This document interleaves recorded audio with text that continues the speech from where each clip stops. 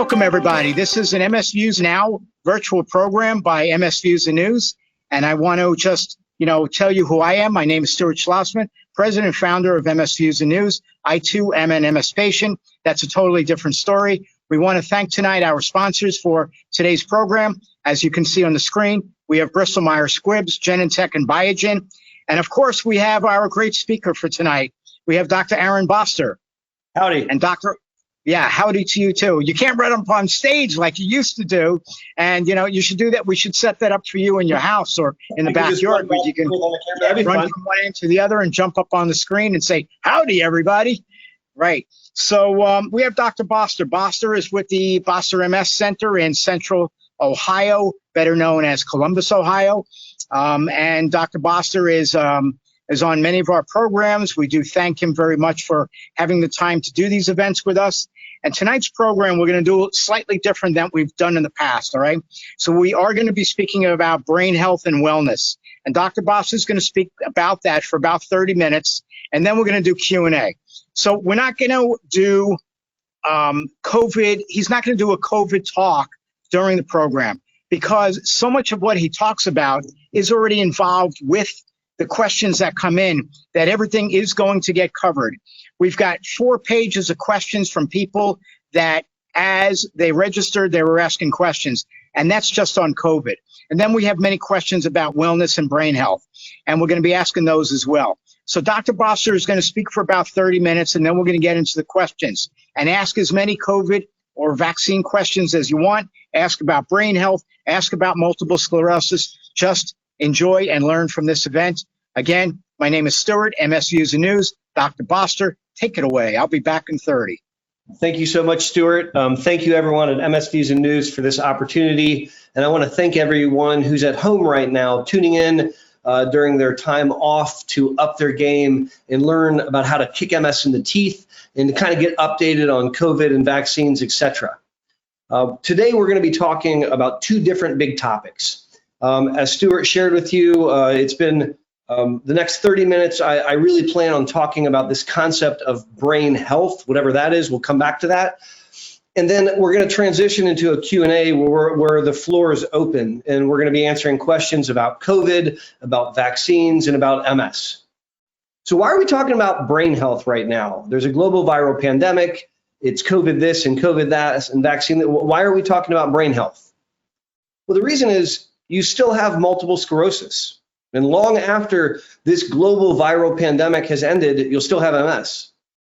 And we want to live our best lives despite having MS, whether there's a global viral pandemic or not.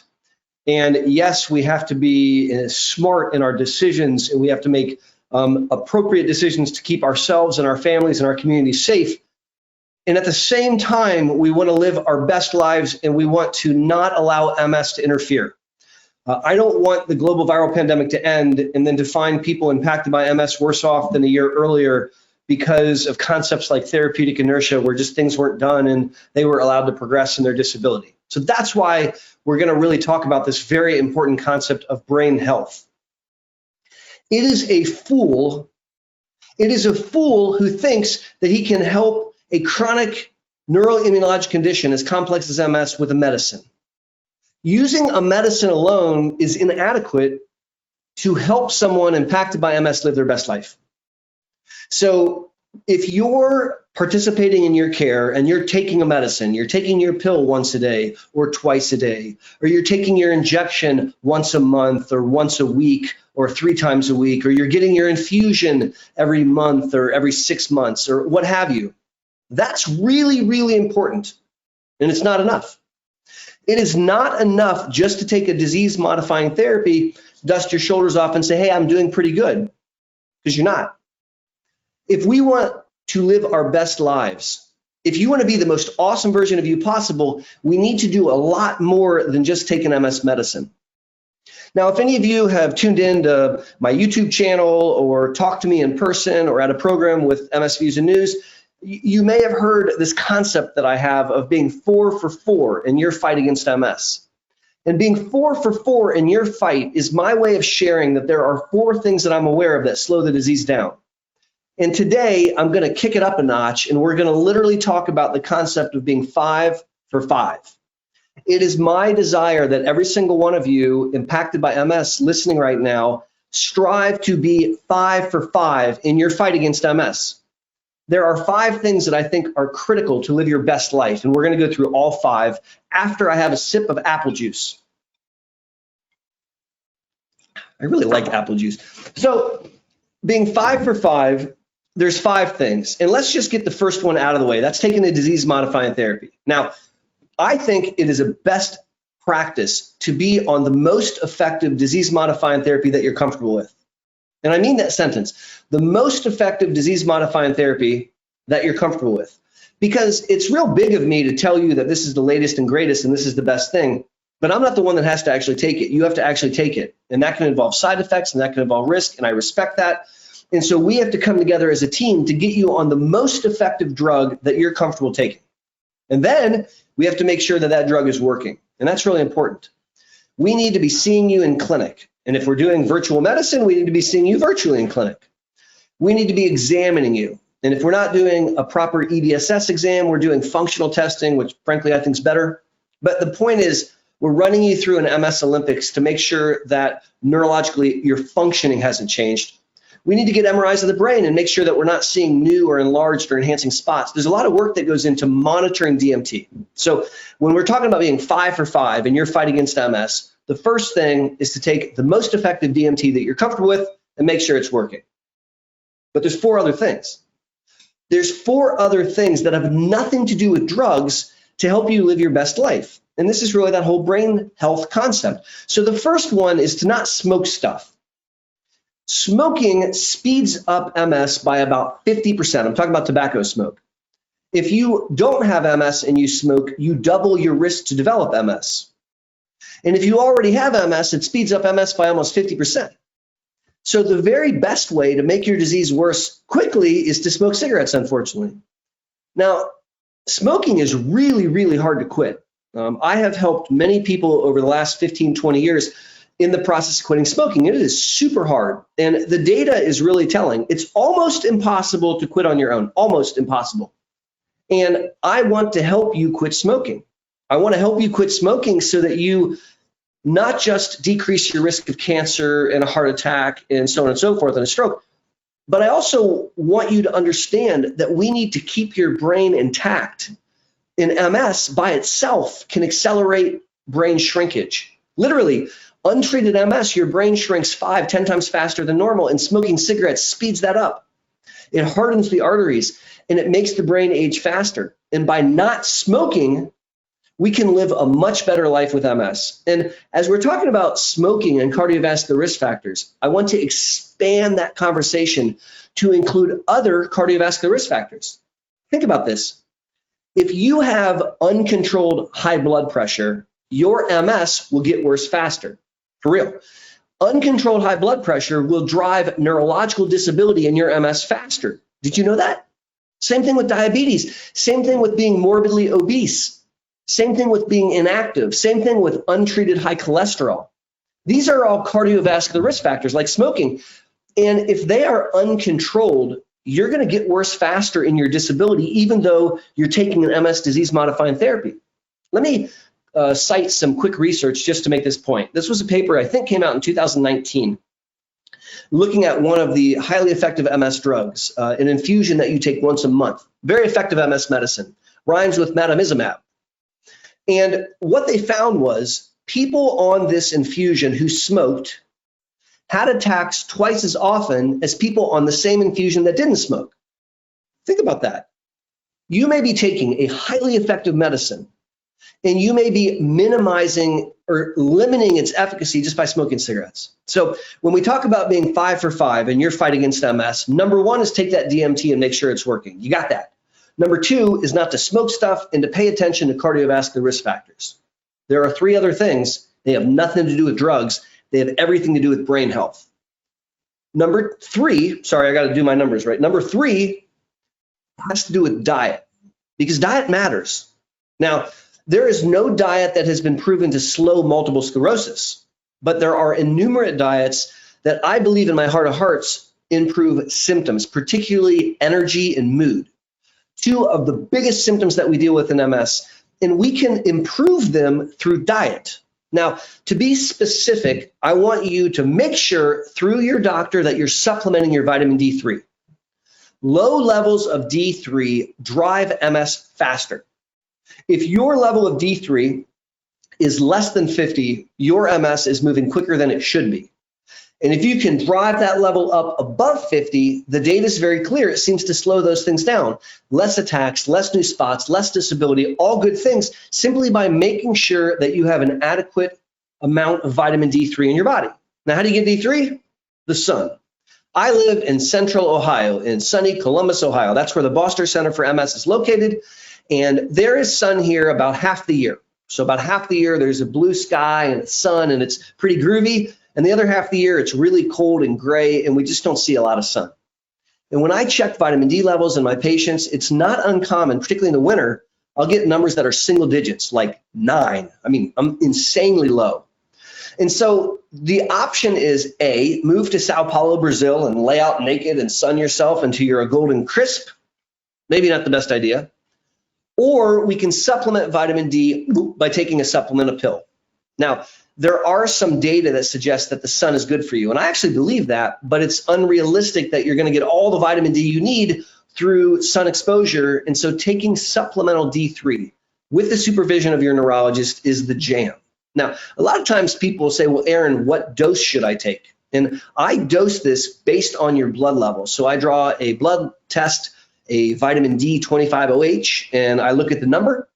And if it's below 50, then I know based on how low it is, how much to give you. We very commonly use 5,000 international units as a maintenance to treat every single day, because driving your vitamin D up will slow your disease down. Again, we're talking about brain health.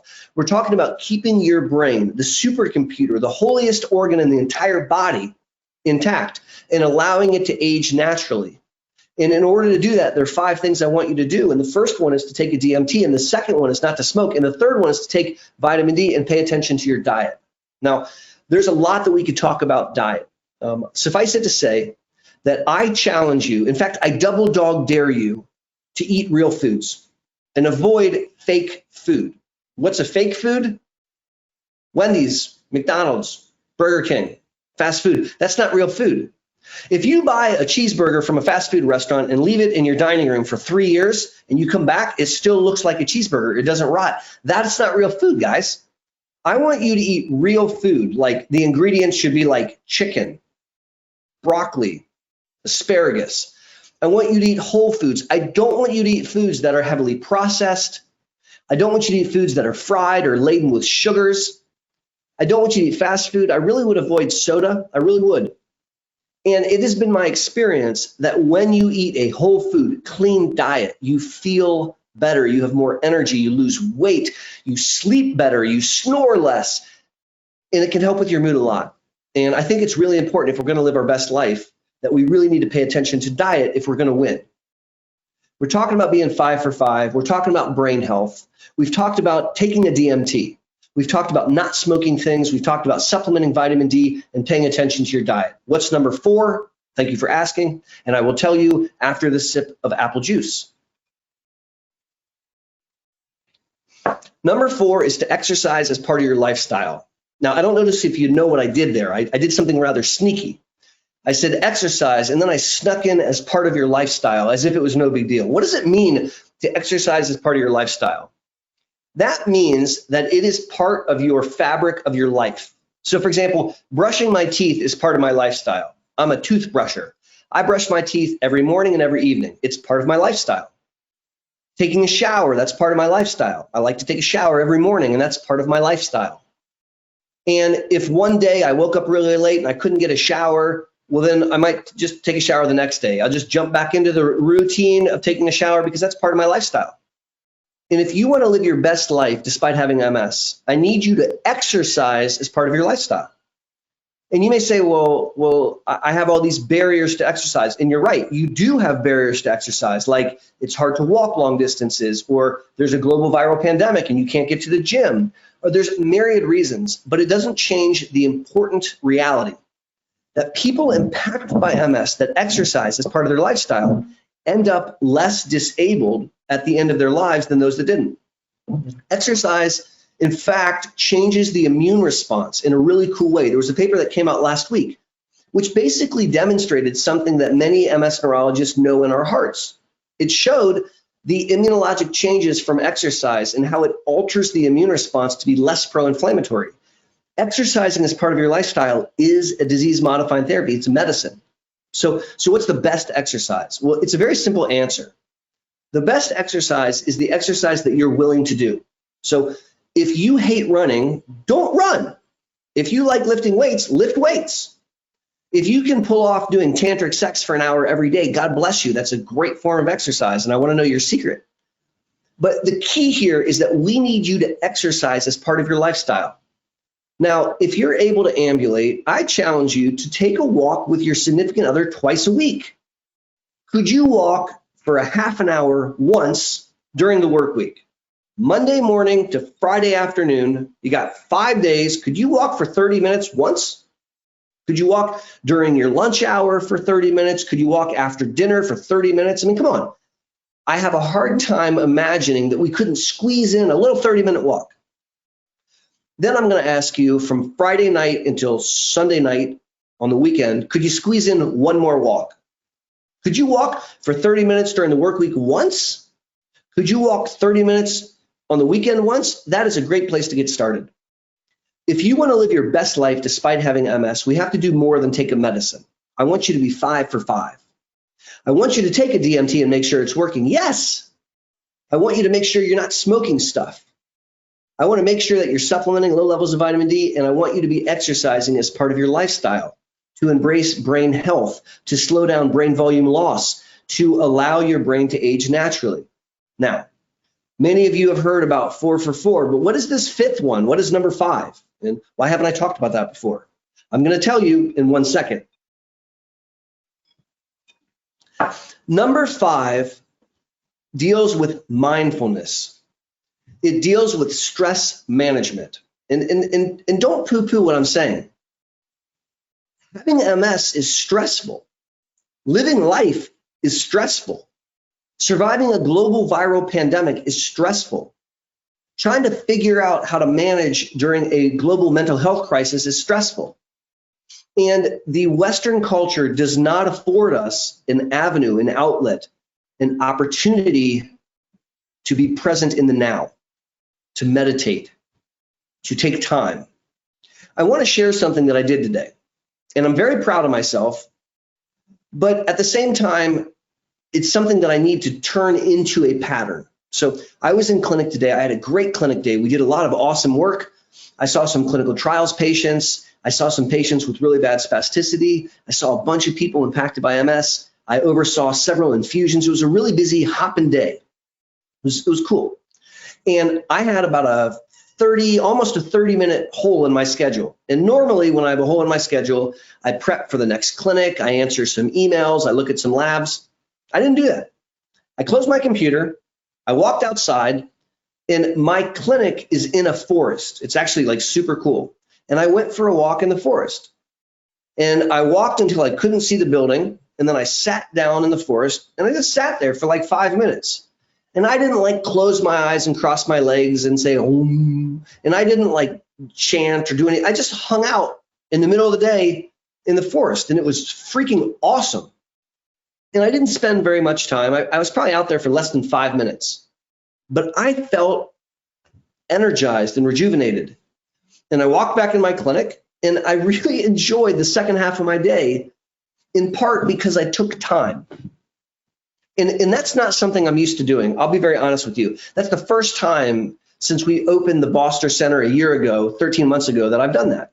But I want to do that more often. It really made me feel good. And I want to challenge you to identify one aspect of your day when you can be mindful. I'll give you a great example, lunch.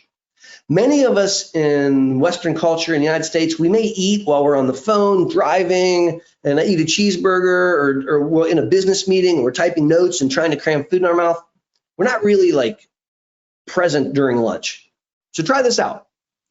The next time you eat lunch, turn your phone off. Put Tic Tac down.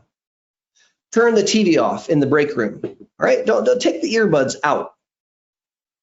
look at your food. Look at your food and think about, what am I looking at? What are the colors that I'm looking at? Smell your food.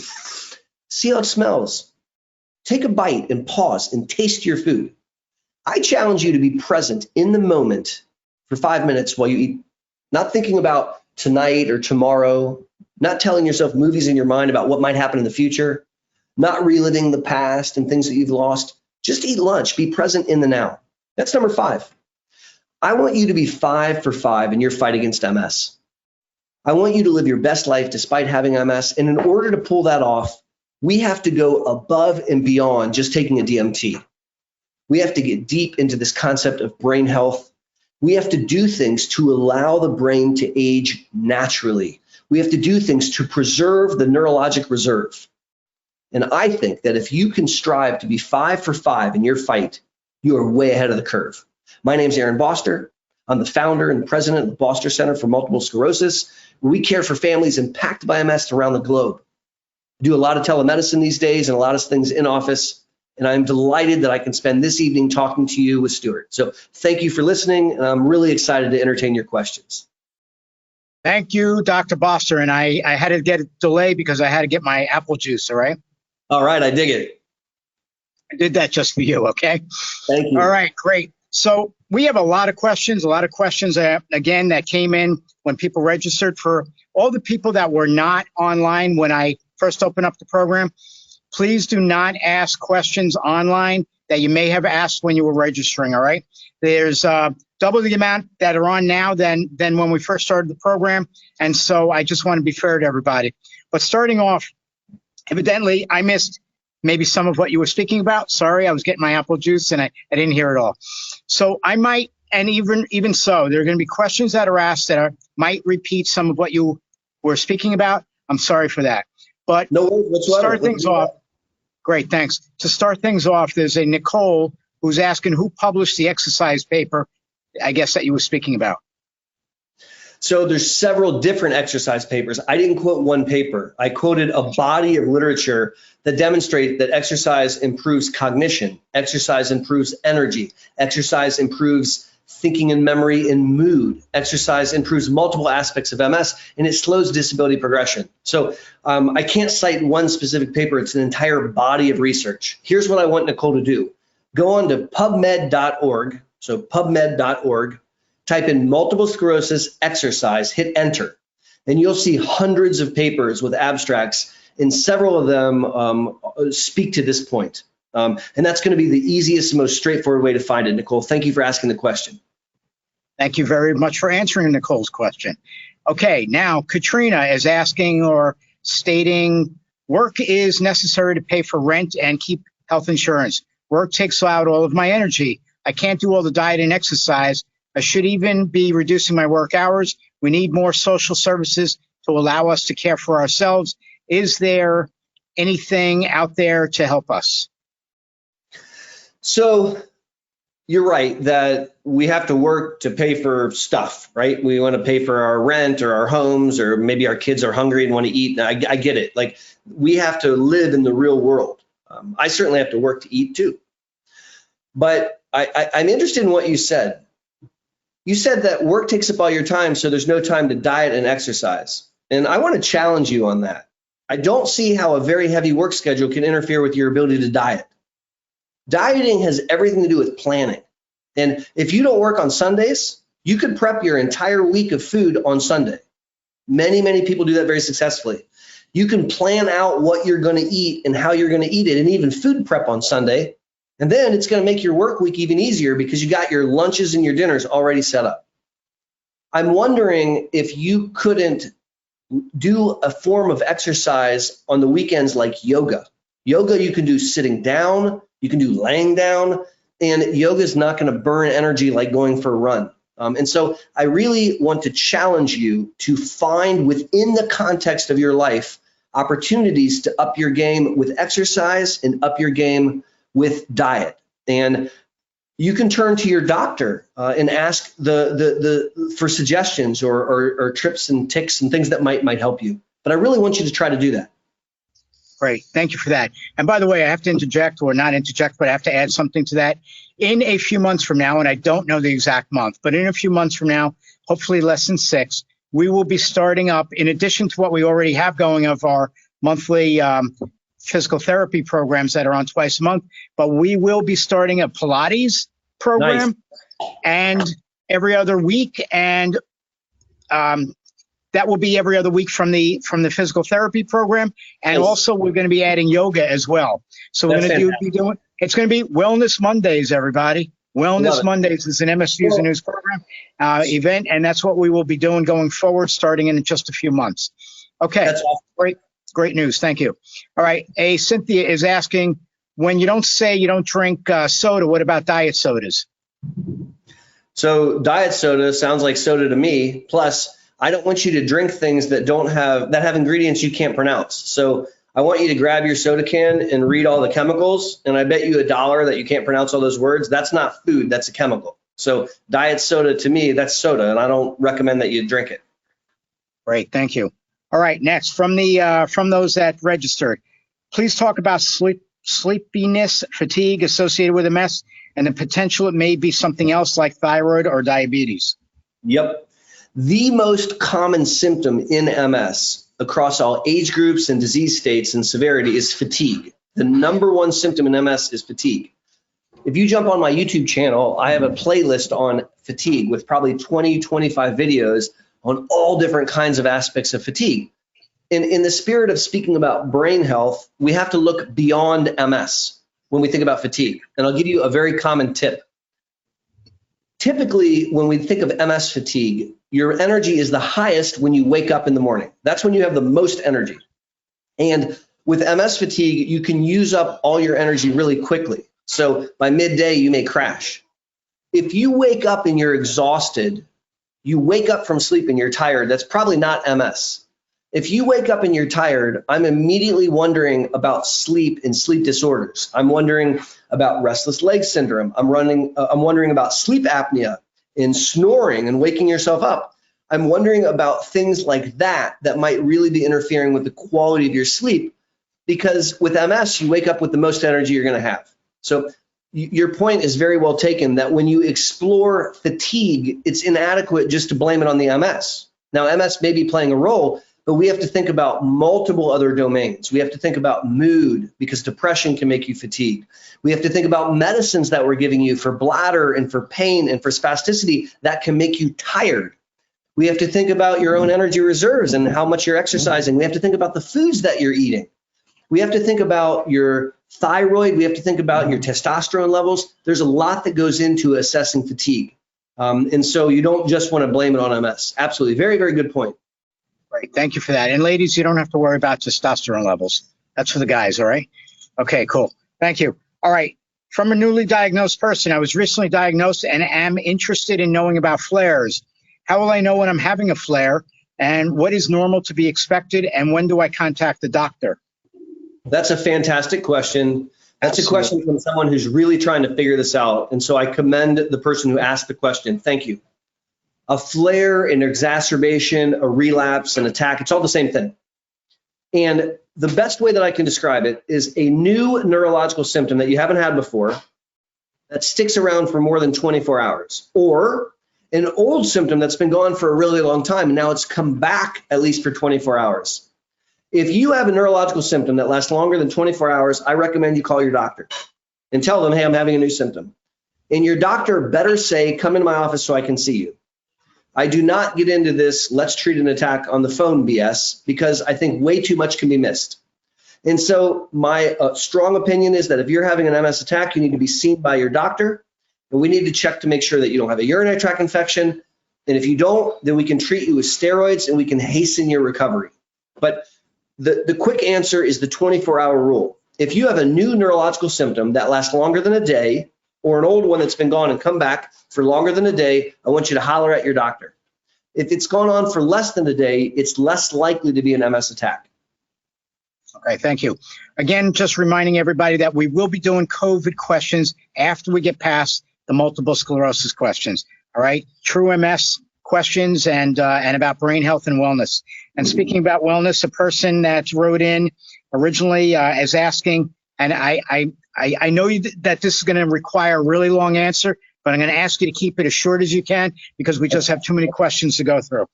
Please talk about mental health, living alone, and having MS. That's a huge topic. Exactly. If you've asked that question and you're online, you've already tapped into an awesome resource because you're not by yourself. Now, you may live alone, but you're not alone. There are innumerable amazing organizations, just like MS Views and News, that helps bring us together because there is a robust community. And if you're not in a situation where you can go out into the community, you can join a virtual community. Just like Stuart shared, starting on Mondays, a bunch of people are going to get together after work and they're going to do yoga and Pilates. And I want you to do that. We have to invest in your mental health, and we have to find a village, a community to surround yourself around. Stuart wants to be part of that village. I want to be part of that village. And we welcome you into this group where we're going to all together push each other up. Very, very important. And it doesn't have to be in your house. It can be on the interwebs. Great. Thank you. All right. How do you get rid of stress if family members driving me up a wall? I hate it when doctors say, I'll just remove the stress, as if you could like take a knife and cut it out. I don't know how to remove stress. In fact, I don't think you can remove stress, but I think you can manage stress. Right? And I think sometimes in order to manage stress, you have to be a little selfish and you have to ask yourself, what are your goals? So let's take an example of an overwhelming weekend where you have all these things that you need to get done and you have responsibilities and things for your children and the in-laws are going to descend upon you on Sunday for dinner. It's too much and it's really stressful. I think sometimes you have to be a little selfish and you have to say to yourself, if I do all those things, I'm going to be a basket case and I'm going to be no good to my family or myself on Monday. And you have to practice a very, very powerful tool that I'm going to teach you right now. So lean in because I don't want everyone to hear this, okay? I want you to practice saying no. I literally want you to practice saying no. So we're going to go over to our in-laws. No. What do you mean no? So I can't do that. It's too stressful for me. Well, I need you to bring so-and-so. No, I want you to practice saying the word no. And you will find that it's very liberating. I can see Stuart say, he's like, I'm going to practice saying no. It is fair to set boundaries and guidelines of what's okay for you. And you're allowed. I want you to practice being a little bit selfish and saying no. Right. Now, going further with stress, can it cause a relapse?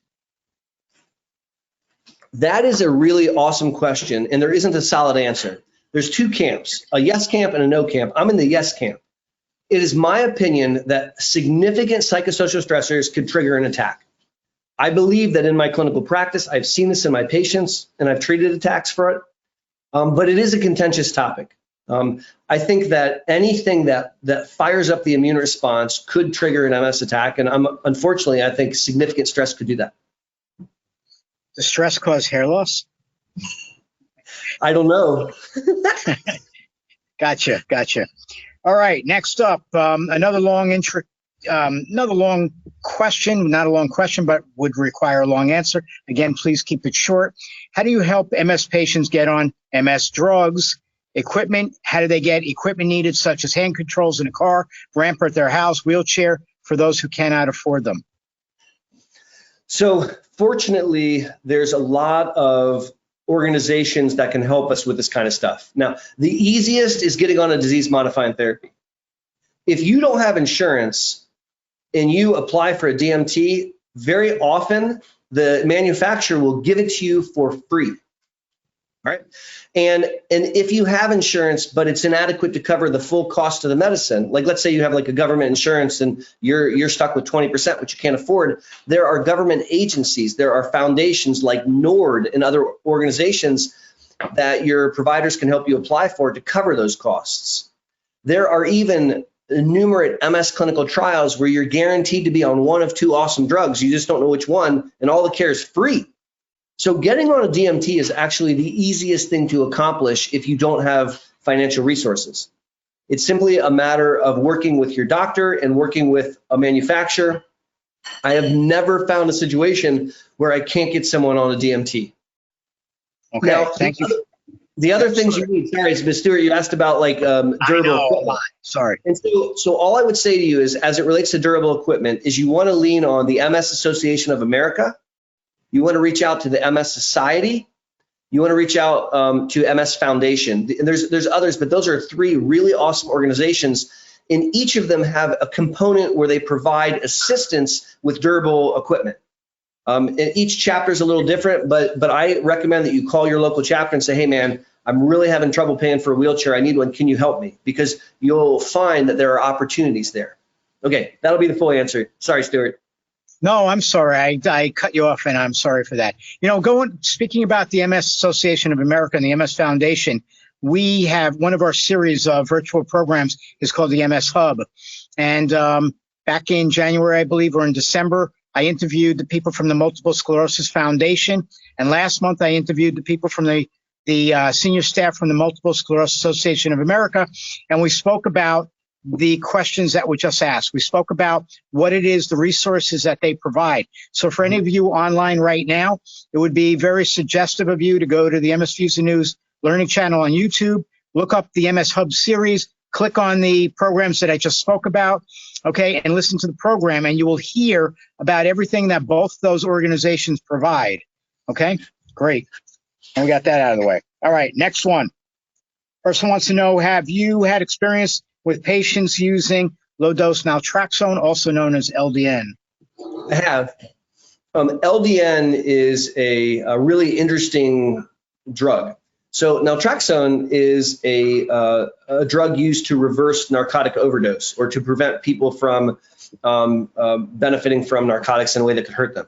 And in low-dose naltrexone is a very low dose of that drug. So you're giving someone like typically 4.5 milligrams. Now, there is some anecdotal information suggesting that LDN may help people. I've never seen a rock-solid clinical trial that proves the point. LDN is not very expensive, and I don't find it to be very dangerous. And as long as you want to take LDN in addition to something that I know works, I'm happy to prescribe it for you. And if anecdotally you think that it helps you, I think that's awesome. I can't find solid evidence to support a robust utilization, but I will tell you anecdotally, some of my patients think that they do a bit better on it, which is great.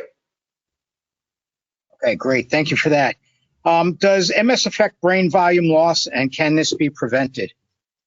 Yes and yes. Yes and yes. Okay, that's a good short answer. What is the best diet for brain health? So I really think that a whole food, real food diet, which is heart healthy, is the best diet for your brain. So I want you to eat real foods. I want you to avoid fake foods and fast food and processed foods and sugar-laden foods. I want you to avoid chemicals that have names that you can't pronounce. And if you gravitate towards a diet like that, you're going to find that you're doing very, very well on the road to improvements in MS. Okay, thank you for that. Similar to, well, staying on the thing of diets, a person named Cindy's asking, regarding diet, what if you simply have no appetite at all, probably because of a certain lesion, where a certain lesion may be located? All possible medical tests have been done. So what else can we tell her? Or you tell her? So we need to eat food to fuel the tank, right? So we need protein to build muscles and hair and skin and all kinds of stuff. We need fats, we need carbohydrates. So even if you have no appetite, we need to make sure that you're getting adequate calories. And I'll teach you a pro tip.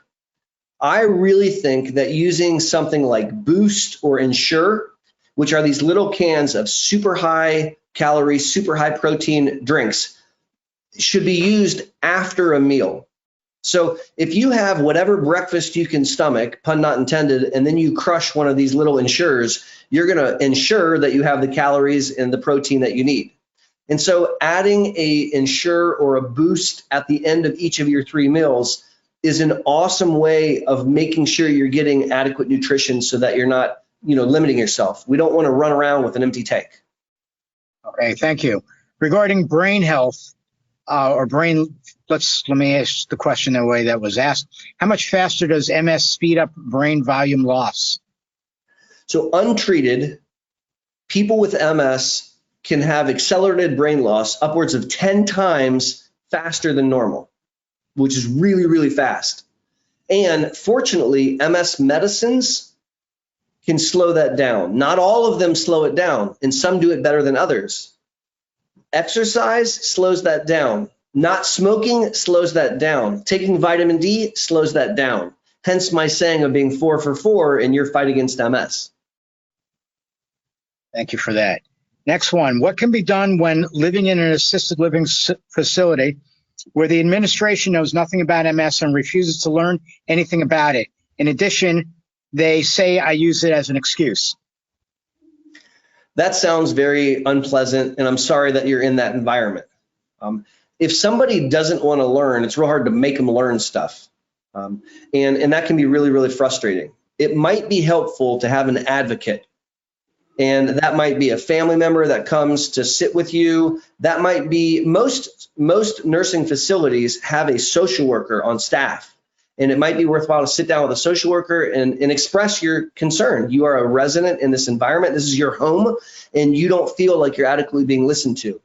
You also might, as another avenue, plan an event and have a local MS guy or gal come by and talk to the folks at the nursing facility and bring cookies and tea and have a discussion and create a discussion surrounding awareness. That's correct. Thank you for that. All right. For those with PPMS, is there anything different than Ocrevus to use?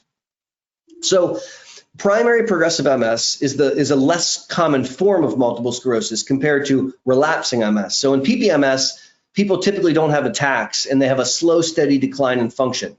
And we've tested innumerate drugs. I've done probably 7 or 8 MS clinical trials in PPMS, and all of them were failures with the exception of the Oratorio trial, which proved that Ocrevus can slow down PPMS. Now, that's the only FDA-approved medicine for PPMS today in 2021. However, the future is very bright. And in fact, there's recently been some publications of a really cool tyrosine kinase inhibitor, MAS, I'll say, that has been shown to do some really, really cool things with progressive MS. And so I think that in the next 2 to 3 years, we're going to see at least one, if not several other medicines hit the market that work in PPMS. I'm currently involved in several clinical trials, and one of them is studying this really cool molecule called a tyrosine kinase inhibitor, and it's being tested in primary progressive MS. And so the future is very, very bright. Today, we have one. And before you poo-poo that, I want to share with you that it took us 20, 30 years of research to find that drug that worked, and I'm so proud that I got to participate in that study. But soon, that one drug will be joined by several others. Right. That's a long word that Dr. Boster just used. If you've seen any articles that we've published, we call it the BTK1 inhibitor, and you can read about it from there as well. It'll also be in our newsletter that's coming out in a few days, so you can read more about it from there too, and thank you for that answer. All right, a couple more that were put in when people registered for MS itself, and then we'll take the rest that are online. And the next one is, I'm starting to see double vision.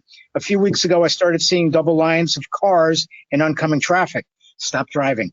Now I see double sitting in the living room, just looking at a lamp or a picture on the wall. Is this an MS sign?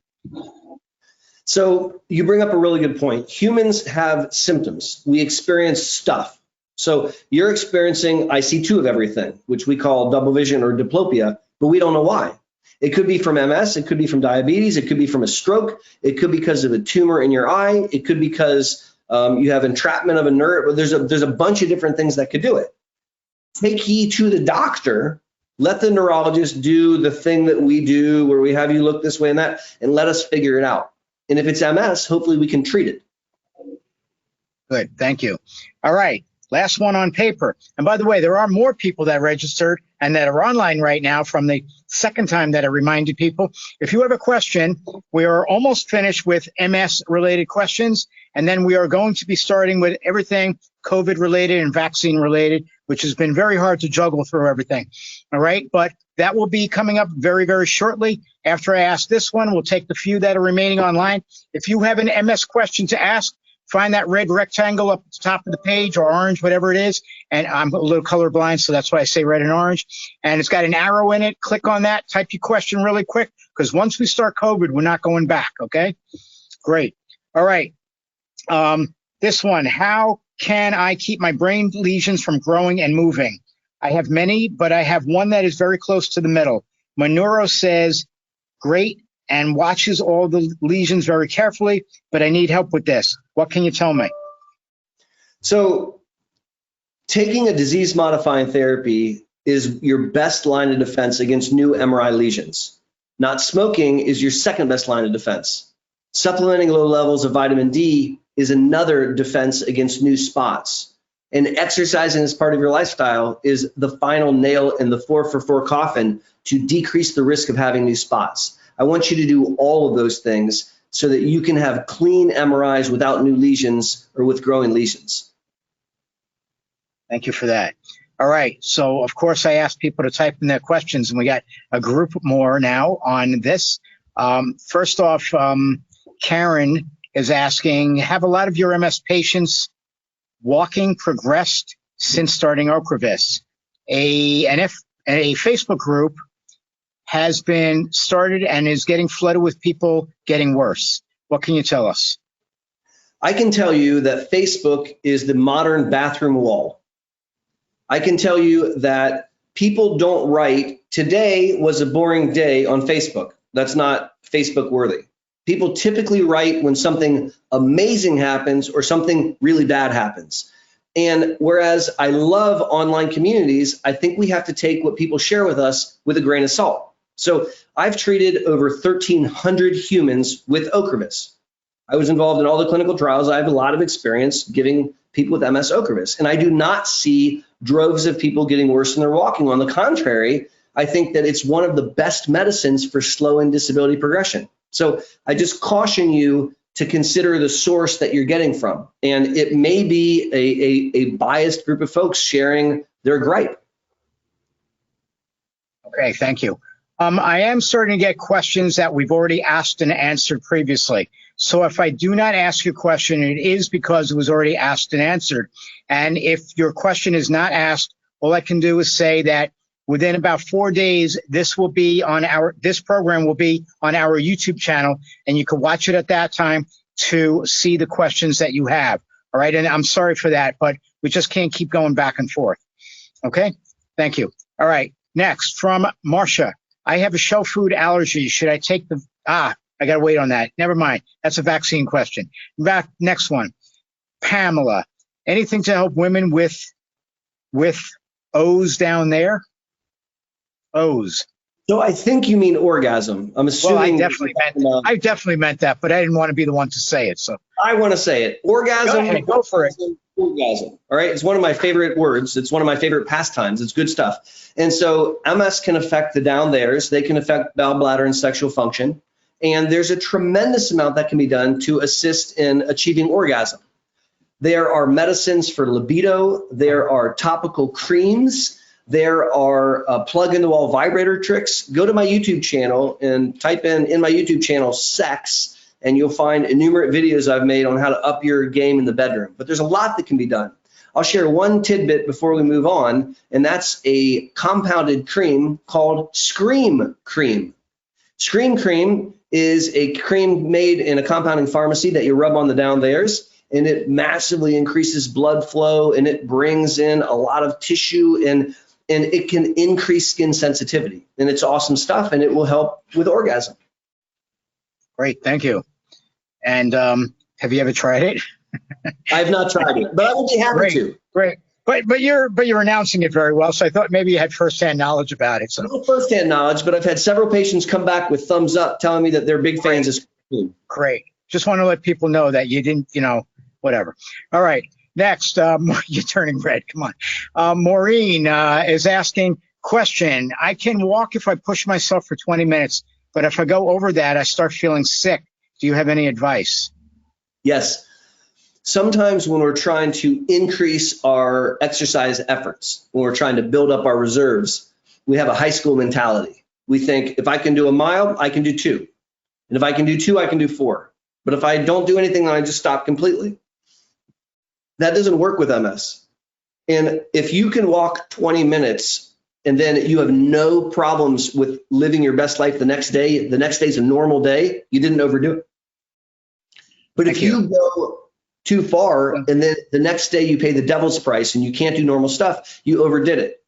And what I want you to do is I want you to consistently walk 20 minutes till you know that it's never a problem for you. You can walk 20 minutes whenever you want. And when you're convinced that you can always do 20 minutes, I want you to do 21 minutes. Not 30 minutes, not 25 minutes. I want you to increase it by just 1 minute. And I want you to walk 21 minutes until you can crush 21 minutes. And when you can constantly do 21 minutes with no problems the next day, go to 22 minutes. In other words, I want you to very, very, very slowly increase your functional reserve. And if you approach it from that standpoint, you'll, in some cases, be much more successful ending up where you want to be. Thank you for that answer. Lori is asking, she has severe leg spasticity. Besides pills, what is the best treatment? Baclofen and magnesium are my go-tos on the pills. So sometimes spasticity is so bad that the amount of baclofen that you would need to take to make your legs relax would also put you in a coma, which is not a good idea. And so in situations like that, we oftentimes consider an intrathecal baclofen pump. So a baclofen pump is a device that is not for everyone, but it is life-changing for many, many people.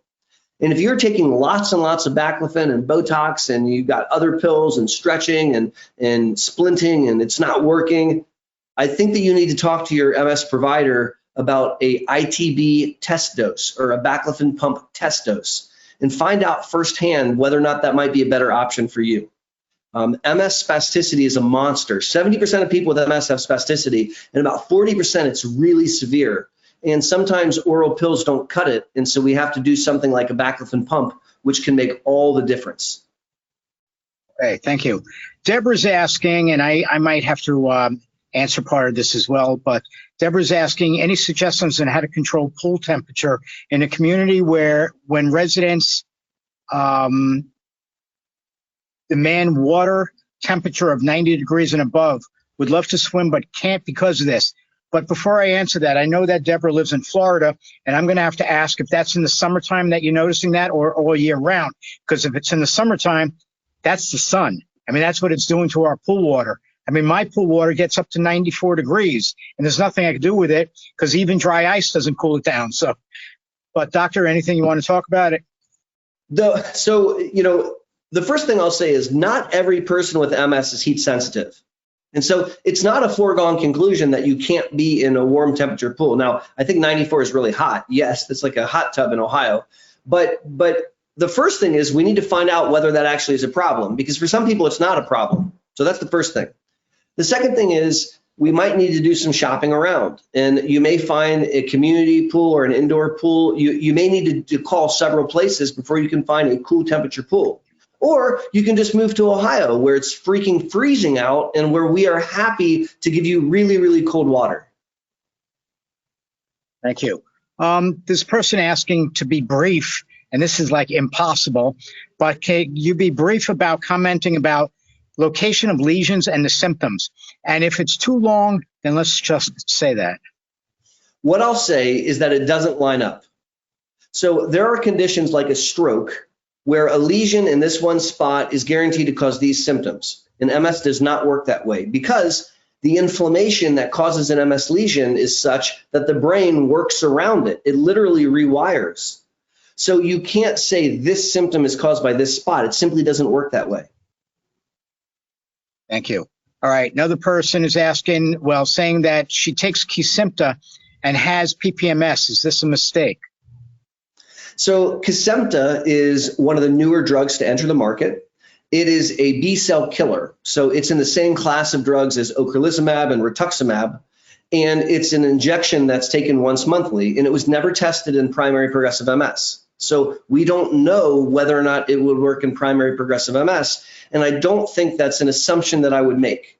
And so if I have someone who has PPMS, I want to use a drug I know has been proven to work. And there is a B-cell killer that's been proven to work, but cassenta has not. It's not been studied in primary progressive MS. Thank you.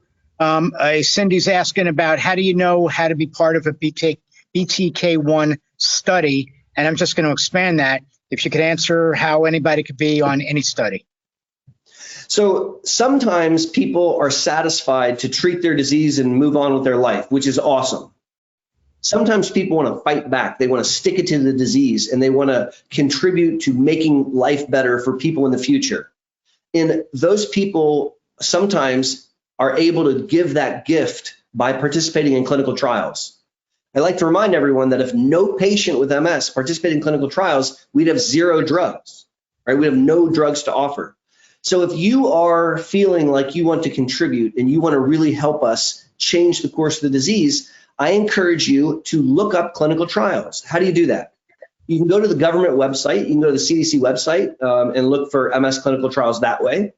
Or you can ask your local neurologist, hey, are there any MS trials that you're running? If not, is there anyone in the community running MS clinical trials?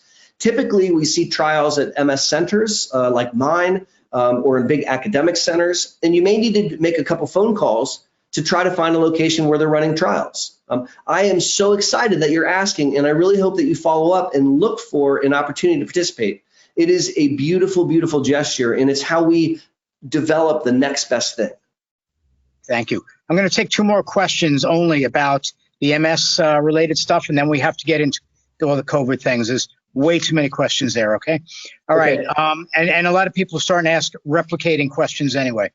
All right, so first from Connor, asking, can an MS lesion at, say, T6 be responsible for back pain? If so, what can be done to alleviate this?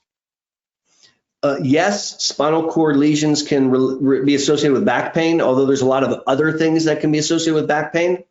It really depends on if that is in fact the cause and how active that lesion is. Sometimes a new active lesion in your cord hurts and we give steroids and it quells and it gets better. I would really have to dig a lot deeper and look at the images to be able to say anything more intelligent. Thank you. Jesse's writing, how can I heal lesions by my cerebellum? So right now, we don't have a Harry Potter magic wand to undo a lesion, but we can retrain the cerebellum. So the cerebellum is in the back of the head and it's the balance center. I have several YouTube videos on improving balance in MS, and that can be done through physical therapy. So get connected with a neurophysical therapist and rock some physical therapy exercises for balance, and you can improve your balance. I've seen it many, many times. It can be done. It's not a pill, it's through hard work. Thank you very much for that. All right, so then I think there was one more. Let me just skim through this real quick and make sure. That one's vaccine. Major sleep issues, no more than 4 hours per night for many months. Tried several medications with minimal success. Now considering CBD. Any thoughts or recommendations? This is by Judith. Judith, there's a lot that goes into sleep, and sleep behavior is so important. I call that sleep hygiene. I've got YouTube videos on that. You can explore those if you wanted, but the important point is it's not just about taking a medicine. It's about an entire preparation for sleep. What is your bedroom like? How warm is it? How dark is it? What are the behaviors before you enter the bed? Are you drinking water all night long and getting up to pee? Are you watching TV and looking at your phone in the bed?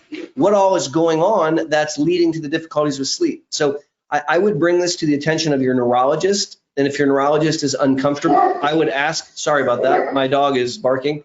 I would ask to go see a sleep doctor. Now, the barking dog is 6 years old today, by the way. So we'll forgive her barking on her birthday. But a sleep doctor can help you if the neurologist is not comfortable and help you explore opportunities for improving your sleep. You know, when River first barked, I thought it was your stomach growling. Okay, next. Here we are, COVID. You ready? We're going to be doing this now. It's 7:46 p.m. Eastern time.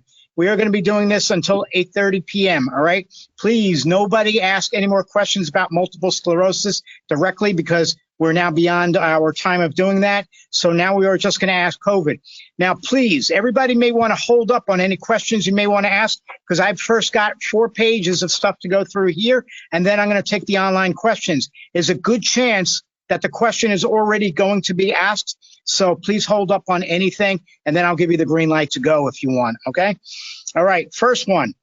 How has COVID affected people with multiple sclerosis? That's the number one question to ask. I think that the biggest thing I've seen with COVID is propagating therapeutic inertia, where doctors and nurses and patients are delaying MS care or deferring MS care or not even going to see their doctors because of COVID. And as a result, people impacted by MS are progressing sometimes in their neurological disability in the absence of being treated. That's the biggest impact that I've seen with COVID. The second biggest impact is this global mental health crisis that we're all dealing with and nobody's talking about. And people impacted by MS are every bit as susceptible to the mental health process that we're all living through.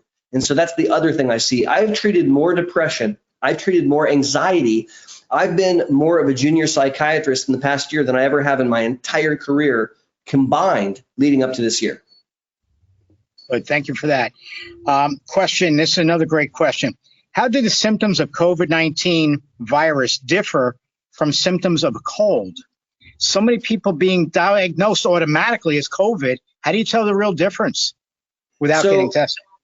So testing is a great way to sort that out, right? And so fortunately, there are readily available rapid tests these days to kind of help sort that out. But there are some symptoms that are a little bit different. And so one of the hallmarks of COVID is loss of taste and loss of smell. And we typically don't have a loss of taste and smell in the setting of a cold. And so that's one of the biggest things that I notice. A lot of the other things can be overlapping. The fatigue, the cough, the fever, those things can be confused. But one of the hallmarks for me as I manage patients is asking them about smell and taste. Okay, thank you. Please provide updates on the vaccines. I mean, that's what we're going to hit on big time now. So we had an opportunity to clear COVID about a year ago and through social distancing, and it didn't work in the United States. We were unsuccessful. There are other parts of the world where they were successful in social distancing, like in New Zealand and in Taiwan. Here, it didn't work out very well. And in the last year, 500,000, 500,000 people died just in the United States. So just to put that in perspective for a second, that's more than every death from 9/11, plus World War I, plus World War II, plus the Vietnam War, plus the Korean War combined in 1 year from COVID. And we have been given the biggest gift possible, a second chance to beat this disease, to beat this virus, and it's through vaccination. My word of the year, I pick a word of the year every January. My word of the year is vaccinate. All right, I am a pro-vaccine dude, and I want you to get vaccinated. Now, I get asked every clinic visit, which vaccine, what's the timing? And here's the bottom line. At least in Ohio, you don't get to pick which vaccine is offered to you. And at least in Ohio, you don't get to pick when you're vaccinated. When your lot is called, you're welcome to sign up. And if you don't sign up, they may not have any more shots later. And so, whereas I may have an opinion or you may have an opinion about this vaccine or that vaccine, and we're probably going to talk about that tonight, at the end of the day, all of the vaccines that are currently available in the United States, whether that be the 2-shot Pfizer mRNA vaccine, whether that be the 2-shot Moderna mRNA vaccine that I took, whether that be the viral vector J&J 1-shot vaccine, all of them are way better than nothing by a long shot. And when you look at populations like Israel, where they vaccinated their whole country, what we saw was chilling. It was awesome. It decreased hospitalization by 80%. So whichever vaccine you're offered, you're basically taking hospitalization, intubation, ventilation, and death off the table. And I want that for you. I want that for your family. So which is the right vaccine? It's the one they're willing to give you. And when should you take it? As soon as you're offered. Thank you. Great answer. All right. If vaccinated against COVID-19, how can someone know if they have contracted the virus anyway? And are they able to transmit it to others who either are or are not vaccinated, including children and including anybody else that might be elders that did not get vaccinated? Very, very complex real world question. Thank you for asking. So right now, we're watching science unfold, which quite honestly is super annoying, right? Today, 2021, April 7th, we don't have a reliable, commercially available antibody test for vaccine response. It does not exist. All right. So there are a couple antibody tests that are commercially available from companies like Quest and LabCorp, but they specifically exclude vaccine response as part of their assay. There is no commercially available test that I can order to prove to you that we have an adequate response on the B cell side. But it's even more complex than that, because we don't ever measure T cell response to vaccines outside of fancy laboratories. And when you take any of the vaccines we've discussed, you will mount a B cell and a T cell response. We just don't know how to measure it. Here's the deal. There's a lot about this virus that we still don't understand. And there's a lot about vaccines with this virus that we still don't understand. And I want you to get vaccinated, and I still want you to wear a mask, and I still want you to social distance. And I know that's not fun, but dying in an intensive care unit is more not fun.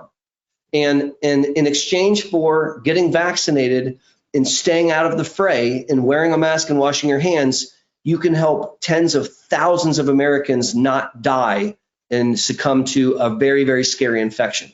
So I think in the future, we're going to learn more. But right now, I don't want you to let up. All right. You're not going to know if you contract COVID. All right. And so I want you to take precautions as if you could. The one comment which is very encouraging that I want to make is some of the data that's coming out from these vaccines is encouraging. There's one study that looked at Pfizer and suggested it protects you 94% against asymptomatic transmission, meaning that you won't pass it along without having symptoms. That's really, really good stuff. Okay. So just so you know, that was my question. All right. I'm going to follow that up with this. All right. If a patient does get, is suspected of having COVID even after being vaccinated, should they be COVID tested? And will it show anything? I think it gets really tricky. If you've been vaccinated, I'm not sure how to interpret that. And I think that we're going to start to get into the world of one-offs, where it's specifics. Sure. But the better part of valor is to sequester yourself until you don't feel like you have a fever and you're not coughing. And that way, if you're at risk of passing it on, you don't. And so, we have to move away from the era of, oh, I'm sick, I'll go to work anyways. And doctors are really bad at that. We're taught as a culture that doctors work sick, and that's not a good idea. It's actually a really bad idea. And if you're having COVID symptoms, do your entire community a favor, stay home for a couple of days. Okay. Also, so this also relates to those that had COVID, all right, and they survived it, okay, and now what if they get it again? And also, should a person who had COVID still get vaccinated? So let's do the second question first and the first question second. So if you've had COVID and cleared it, should you get a vaccine? In a word that rhymes with guess, that starts with a Y, yes, you should still get a vaccine. Because we don't know yet the degree of immunity the infection gives you. And I'll give you a great example. A patient who's very dear to me is in her mid-60s, has heart disease, and she got COVID from her husband. And she developed pulmonary emboli. She was admitted into the intensive care unit. It was a really, really scary moment in our lives. And fortunately, she survived. And when she was in the step-down unit, so she wasn't even out of the hospital yet, they checked her antibodies. They weren't present, even though she just had florid COVID and was in the ICU. And they gave her convalescent plasma, and she mounted antibodies, and then she was discharged. And I saw her in clinic, and we tried to test her with these tests that are not very good, and we couldn't prove to ourselves that she mounted a response. And so we vaccinated her. And there's a lot that we don't know about this. Taking a vaccine is not going to hurt you. It's not going to make things worse. It's not going to trigger an attack, but it will protect you. And if it turns out that you didn't need it, well, great. But we don't know that. And I want you to take every tool possible to keep yourself safe. And the biggest tool that I'm aware of today is getting vaccinated. Great. Thank you for that. All right. Now I'll get on to other people's questions. You had enough of mine, okay? All right. I had to give you the complex ones that I thought of. All right. Thank you. Person asks, tested positive for COVID on the 15th of March. My doctor sent me to get a monoclonal antibody infusion the next day, and then I ended up in bed feeling like I had double flu for the last 3 weeks. I'm finally on the mend. Can I donate my plasma to help others? If we remove the monoclonal antibody, the answer is yes. And with the monoclonal antibody, the rules might be a little bit different. And so it depends on which monoclonal antibody you took. Some of them, they want you to wait a certain number of weeks before you donate. Fortunately, you can call one of the donation centers, and within one conversation, they'll tell you the rules. I think it's wonderful that you want to donate plasma. So I want to thank you for your willingness to do that. Thank you. All right. I'm going to combine some of the questions here. For people on Lemtrada and Ocrevus, when would be a good time to get vaccinated? How far out or how far before? So the first thing is, the question's frustrating because we don't get to pick, right? So let's answer the question as if I had some vaccine that I could choose to give you when I wanted to, because that's the way I can answer the question. The reality is, get the shot when offered, because we don't always get to pick, all right? So we believe, and I guess I should tell you that this is all hypothetical because it hasn't adequately been fully studied. So I'm sharing with you my understanding and my best guess. We believe that it has to do with the timing of the drugs. So if you had Lemtrada just now, it would probably be in our best interest to wait 3, maybe even 6 months before we vaccinate you. Now, and that's if we're able to time it like that. Why? Because we knock out your B and your T cells, and it takes 6 months before they even start to come back. So the timing with Lemtrada has everything to do with when you were dosed. Now, if you got Lemtrada in 2015, it's irrelevant. In fact, if you got Lemtrada 6 months ago, I'm certainly going to vaccinate you. The ideal, however, is to vaccinate pre-Lemtrada. And that's true with all these drugs. When you're going to start a new DMT in the now, I want to vaccinate you prior to starting that DMT if we're able to do that. Now with Ocrevus, it's tricky as well, and it has everything to do with the timing. We believe that the ideal time to vaccinate would be before you start Ocrevus, which will only work if you haven't started yet. If you're on Ocrevus, we think that the ideal time would be the month prior to getting your Ocrevus. So as proximal to the Ocrevus as we can get. So what I'm recommending for our patients, if they're able to time it, is that they finish their second shot 2 weeks prior to starting their next infusion. And that would be like the ideal time. But again, we don't get to pick. And even if you took Ocrevus, quote, at the wrong time, you're still going to mount a T cell response, even if you don't mount a full B cell response, which is way, way better than not having any response at all. Okay, thank you. So with your time growing short, Dr. Boster needs to be on another conference call at 8:30 p.m. So we are going to end just before 8:30 p.m. So I want to get through some of these very complex questions. All the way from Kuwait, I'm going to ask you, all the way from Kuwait, I'm going to be asking you another complicated question. Can MS patients experience a cytokine storm after the vaccine?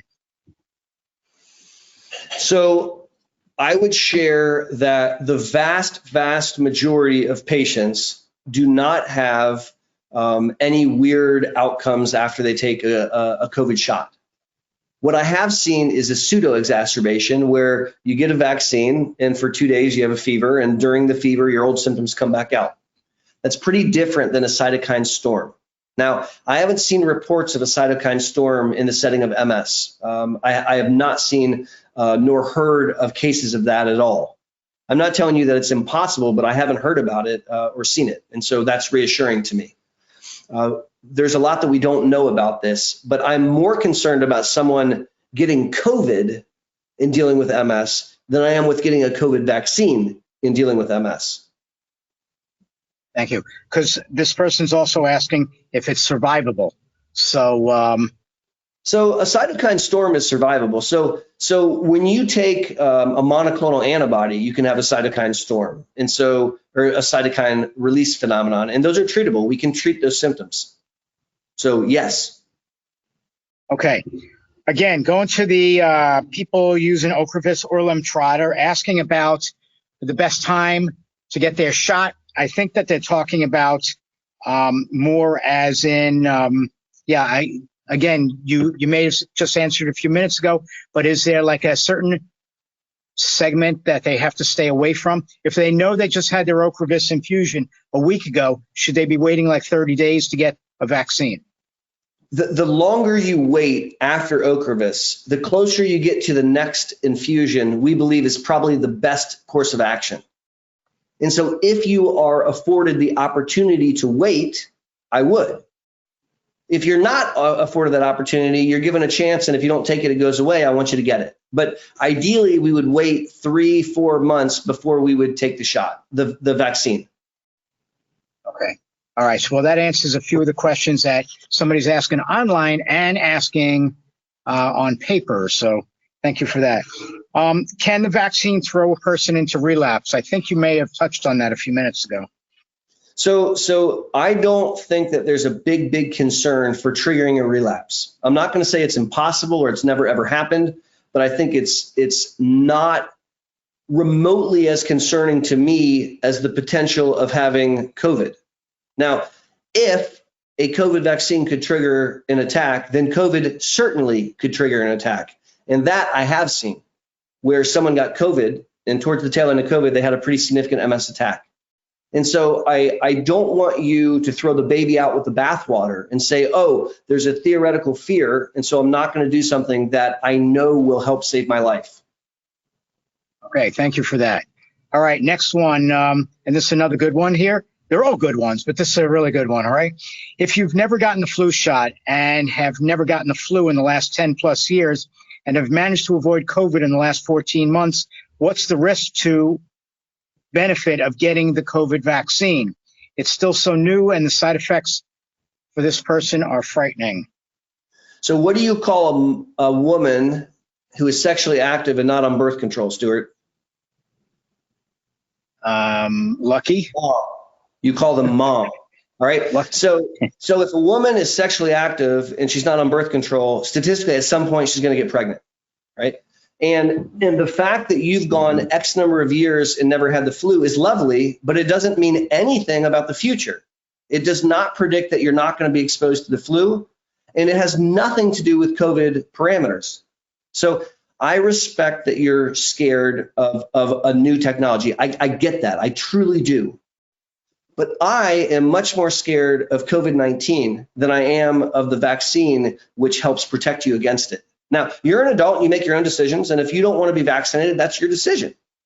But if you're asking me my opinion, I am begging you to get vaccinated as quickly as you can for you, your health, and for your family's health, and for your community. Because if enough of us get vaccinated, if 60 to 70% of Americans get vaccinated, we will eradicate COVID-19. It'll be a past tense conversation. That's really, really powerful. And I really hope that people listening understand what that means. Okay, great. Thank you for that. All right, next, what about for people with food allergies and other types of allergies? Will this affect them in any way of getting the vaccine? No, I'm not concerned if you have a food allergy that it's going to make getting the vaccine a problem. The only time that I would be concerned is if you have an experience where you've had anaphylaxis with a vaccine. If you've had anaphylaxis with a vaccine, then I think that we need to take some precautions. And what do I mean by that? I would still consider giving you the vaccine under supervision with an EpiPen in hand. That's how serious I am about wanting to get you vaccinated. But if you have an allergy to strawberries, I'm not worried about you getting vaccinated. Okay, thank you for that. Again, a lot of people are asking about vaccinated person being around somebody in their family that's not vaccinated. Can they still give that person COVID? I think we asked and answered that earlier, saying that you can still catch it and you just won't die from it. So can they still spread it? I want people to behave as if they could still spread it, because there's enough that we don't know about this. It's not time for us to be cavalier. right? So I'll give you an example. I met with my father in a restaurant for the first time in 13 months yesterday, right? We got together and we sat outside and we wore masks, and both of us have been double vaccinated. Now, we took our masks off when we ate something, we put the mask back on. And it was just me and him at the table. There was no, I mean, we were outside and that's how serious I am about taking precautions. And so if your family, if the people that you're talking about do not live in your bubble, I want you to take precautions as if nobody was vaccinated, because that's going to keep us the safest. It is not time to let up yet. We're not done yet. And we still have to be super vigilant. Correct. Thank you. All right. For the many that are asking about all the different MS medications and which vaccine should be taken, one answer. Whichever one you're offered. Right. The one they offer you, that's the one I want you to take. Right. That'll knock out half the remaining questions. All right. Cytokine storm. So, of course, we brought this up, and there are many that don't know what it is. Can you briefly, really briefly, explain this? So cytokine storm, or cytokines, are chemical discussion molecules that allow cells to talk to one another. And sometimes in the setting of an immune situation, you can cause cytokine release phenomenon, where you just dump a bunch of cytokines into your body and you can have all kinds of problems. For example, sometimes the side effects of monoclonal antibodies can cause cytokine problems. Now, cytokine storm is when it's insanely serious. And sometimes those patients need to be hospitalized. But please listen, I don't think that the COVID-19 vaccines are going to trigger a cytokine storm. So that's a cool word, put it away. It's not a concern that I have as I treat people with COVID-19 vaccines. It's not a concern that I have at all. And so I don't want that to be the thing that you take away from this discussion. All right, great, thank you. There are a lot of people asking, what about those that are still getting sick after taking the vaccine? There are those that are saying that they're using MS medications and they feel they're getting worse after the vaccine. There are those that are saying that they have rashes and allergies after getting the vaccine. And that's a lot of the remaining questions also. So if you could answer that, that would help. So you can have a side effect from a vaccine. I can share my own experience. I took the Moderna vaccine. I got the 2 Moderna shots. The first one, I took the shot and I felt like a linebacker had punched me in my arm, and I had pain in my elbow and in my hand. It really hurt. I'm left-handed. It hurt to write for a while. That was my experience with the first shot. With the second shot, I don't know why, but I didn't really get sick. My wife was in bed for a day and a half or so. You can have side effects. All right. So I'm not suggesting that you can't, but I really need you to put in context the risk benefit of the drug inside the context of the risk of the disease. COVID-19 is not the flu, and COVID-19 risks making you die. So we're dealing with a very, very different set of variables here, guys. And I'm not trying to make light of side effects. I mean, I didn't like the side effects that I had from the vaccine, but they pale in comparison to the risk of what COVID could do if you actually contracted the condition. So please keep in mind that the exchange program is in your favor. To have some flu-like symptoms, even if it triggered a pseudo attack and you lost vision for a couple hours, it's, in my opinion, worth it in exchange for taking intubation, ventilation, hospitalization, and death off the table. I want that for you and your family really badly. All right, so there's a person named Kay asking a question that a friend of mine's daughter who has MS also asked me a question. And what about those that have been on, say, Ocrevus and have not, and did get vaccinated and did get both vaccines and did not mount any antibodies? What do they have to do? First of all, there's no commercially available antibody test to prove that. So the commercially available antibody tests are not, they specifically say do not use to assess vaccine readiness. So I first want to challenge where they did that, like where that test was done. If it wasn't done in an NIH laboratory, I'm not sure that we can trust that piece of information. That's the first comment. The second comment is, if you're on Ocrevus, which affects your B cells, it doesn't do anything to your T cells. And we don't test T cell immunity, like ever, because it's really, really hard to do.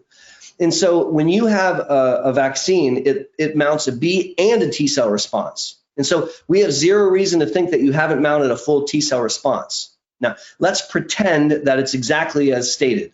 0 B cell, very normal T cell response. That is way better than nothing, way better than nothing. So what do? You appreciate the benefit from the T cells, you wear a mask, you social distance, and you wash your hands. Okay, thank you. Jill wants to know if any research on effects of vaccine on young women who anticipate getting pregnant at some future date.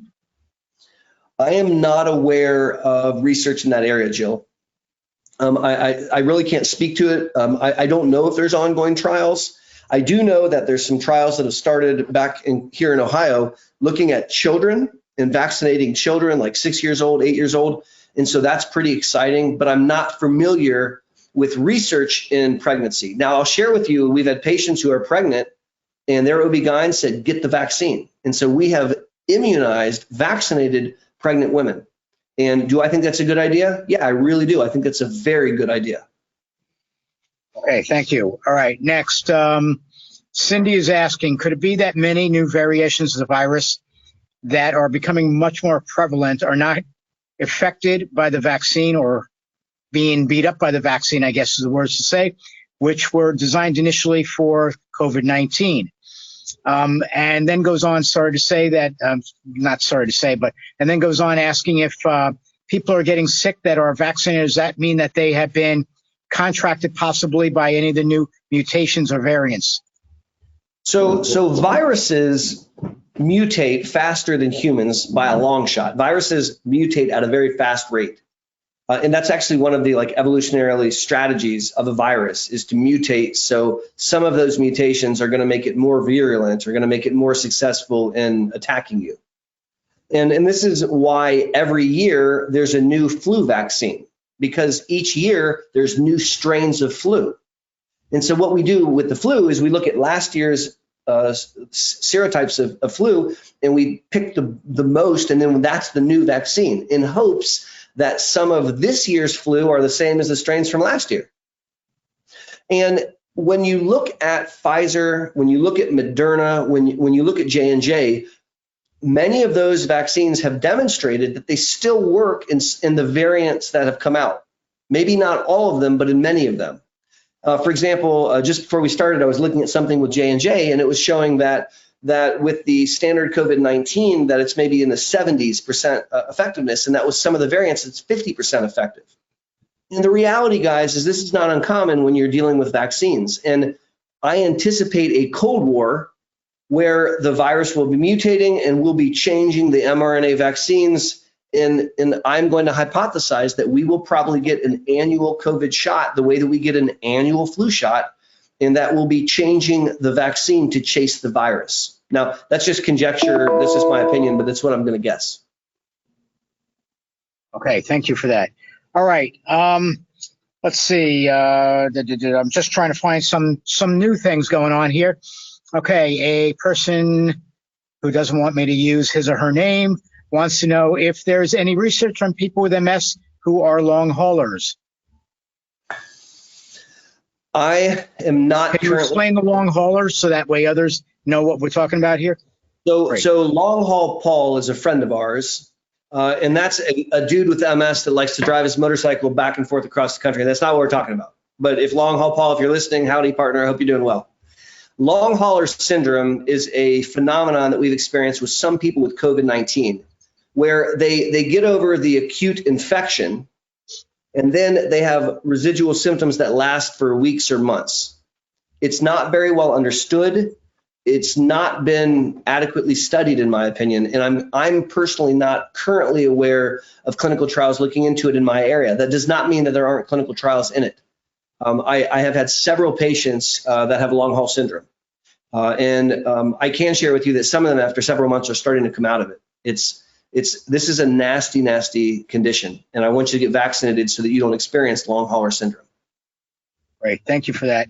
People wanted to say nice non-correlation between Long Haul Paul, who, for everybody that's out there, should know is somebody that does a tremendous amount with MS Views and News in raising money and doing talking engagements with Dr. Boster and wherever we want him to speak. So that's who Long Haul Paul is. You'll hear more about him as we go forward. All right, so next, Maureen is asking, and I don't really understand the question, but I'm hoping you can, and I'm sure you will.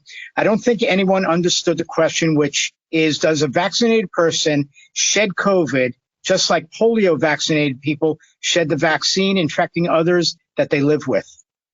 No. Okay, that was a good answer. All right, where are we down to here? Are MS patients more prone to having side effects with the COVID vaccine, more so than general population? No, with one exception. People with MS, when they get overheated, like when they get a fever, some people have a pseudo exacerbation or pseudo attack, where old neurological symptoms can come back out to say hello while they're febrile. And then when their fever goes back down, that goes away. And so that's something specific to folks impacted by MS that folks without MS don't experience. And so we have seen plenty of people that have a pseudo attack during the fever that they may have with the vaccine. That's it. But otherwise, no, I do not see different side effect profiles, not at all. Okay, next one, another good question. I have now been fully vaccinated in the sweet spot between transfusions of Ocrevus. My question is, do I need to revaccinate due to the B-cell wipeout? So that's an awesome question, but I lament that today we don't have access to booster shots. So in the future, in like a normal universe where I get to be a normal immunologist, I can do the following. I can check you with the proper antibody test.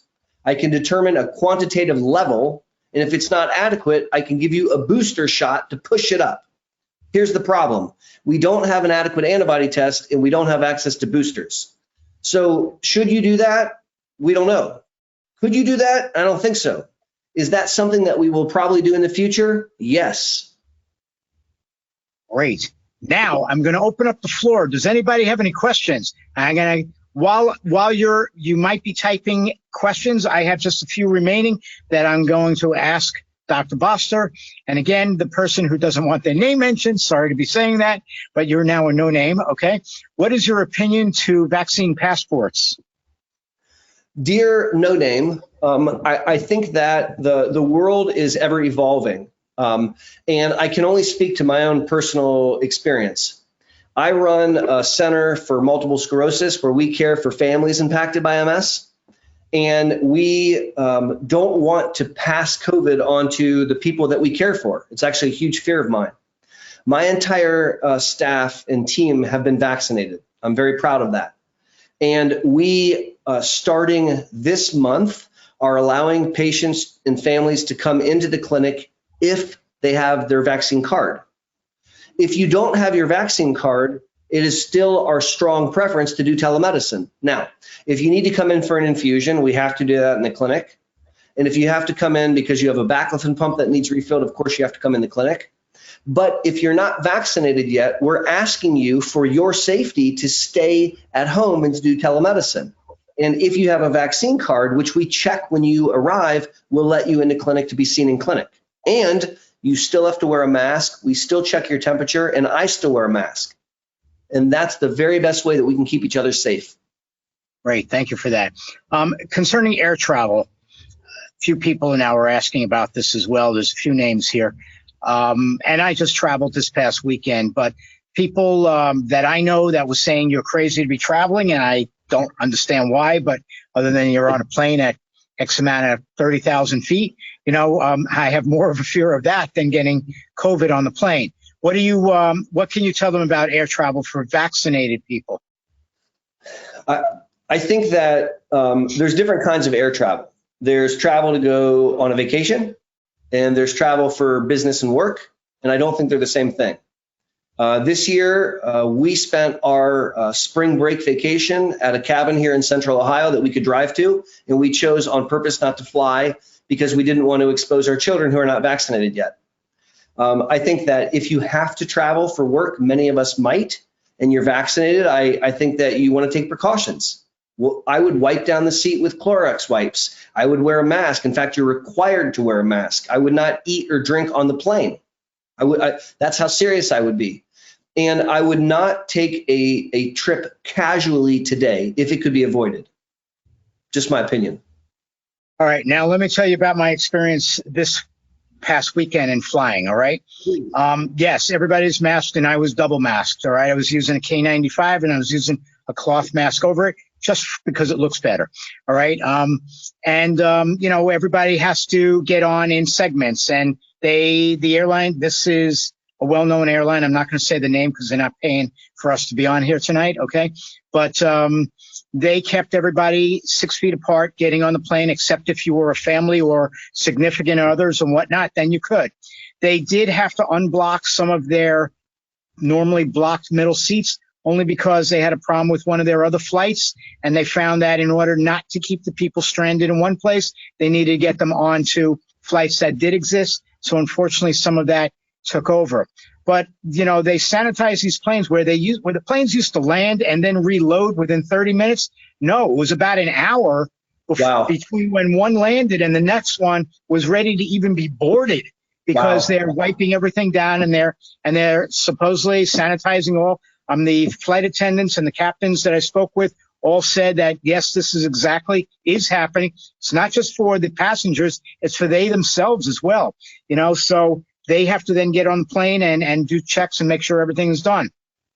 Even though I knew that all this was happening, I still got on the plane with my Clorox wipes and made sure I had enough for everywhere I was to be. And fortunately, I'm going to be going home still with some in my bag. All right. But everything, my seat, the armrest, the window shade, the screen in front of me, everything got wiped down. If I needed to use the bathroom, I made sure that I had a sanitizer, and they also have sanitizer gels right outside the bathrooms. You know, fortunately, you know, nobody was going to be sitting next to me, and I knew this in advance, and that was, you know, a pleasant thing as well. But I felt very confident. People are really heeding what needs to be done, heeding the warnings. They are, you know, in the terminals, in the gateways, and everywhere else. Nobody's trying to push and shove and get past you.